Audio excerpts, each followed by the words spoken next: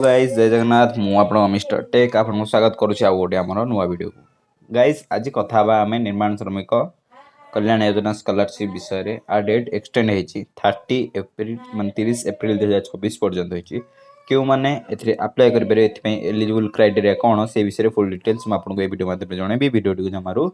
skip करंतु ने आरंभ शेष पर्यंत नियाति भाबरे देखंतु ओके एटा समस्त पके परबे माने 10th आरंभ करके देखो ट्रेन आरंभ करी आपड़ जदि प्रोफेशनल कोर्स किसी भी कर हायर स्टडी पर्यटन समस्ते अप्लाई करेंगे आपन कौन कौन डॉक्यूमेंट थी दरकार ये भी जनरल पिला भी अप्लाई करेंगे एससी एसटी ओबीसी ईबीसी समस्ते ये अप्लाई करेंगे ये डॉक्यूमेंट कौन दरकार देखो जो हायर स्टडी देखिए दूसरी +3 पिला ना फास्ट आपंकर गोटे आधार कार्ड देवाक पड़ो तापर copy of bank passbook with IFC code सीटा थी निहाती दरकार ओके तापर रहिला हमर गोटे passport size photo college ID card of the student and marksheet of last exam past ये तीन टाक दरकार आपन जोटा लास्ट ये करछंदी से जो एग्जाम टा देइछंदी सेटा दरकार ओके एटा एकेडमिक ईयर कोन ना 25-26 अछि तापर एटा चेंज हेगी 26-27 आसीबो एटा जो माने अप्लाई करनांदी जत शीघ्र जाई अप्लाई कर दियंतु ओके आउ फास्ट जिंस होची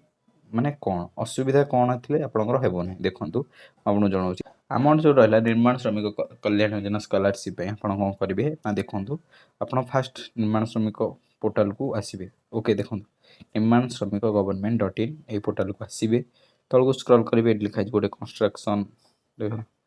कॉन्स्टिट्यूशन वर्कर लॉगिन तापरे पे case department user login okay आ गोटे देखंतु तळे लिखा छै डिस्ट्रिक्ट कलेक्टर लॉगिन पे एनुअल कंट्रीब्यूशन कौन जदि आपंकर रेनुअल है वर्षर रेनुअल एक्टिव अच्छी कि ना सेटा जानापी हेले आपड़ एथु चेक करेंगे जदि आपंकर लेबर कार्ड टी एक्टिव नाले आपण केमिति चेक करेंगे एक्टिव अच्छी कि ना से कथा भी मुझे वीडियो में जन दूसरी यह सहित अटैच अच्छी ओके किसी भी अलग किसी ना देखूँ पे एनुअल कंट्रीब्यूशन उपर सिंपली क्लिक करेंगे क्लिक कलापर आपंकर जो लेबर कार्ड लास्ट रेजिस्ट्रेशन जो थी रेजिस्ट्रेशन नंबर टी देवे ओके रेजिस्ट्रेशन नंबर टा कौन आरंभ हो ओ डी आपंकर जहाँ थी से आरंभ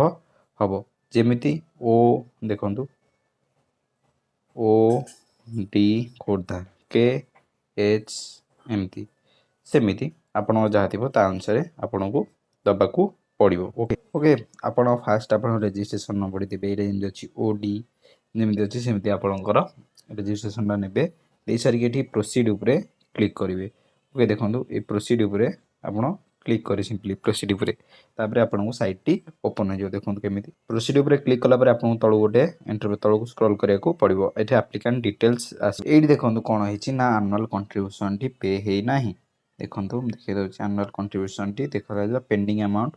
S50 पेंडिंग ड्यू ओके पे एनुअल कंट्रीब्यूशन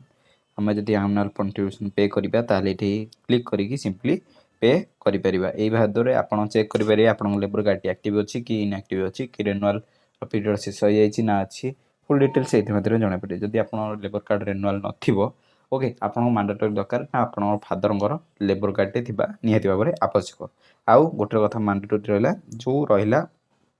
50 टका ड्यू पेमेंट केमिति आपण निजे घरे बसी कौन जनसेवा केन्द्र न जाई कौन हिडन चार्जेस न दे केमती घरे बसी आपण अप्लाई करेंगे से विषय फुल डिटेल्स मुझे वीडियो माध्यम जनइबी नेक्स्ट वीडियोटा से विषय ही रीडियोटी आम चैनल को सब्सक्राइब कर रखी था जहाँफल कि जो आसो नेक्स्ट वीडियोटी आपंकर 2026-27 एकेडमी ईयर जो आमर आसो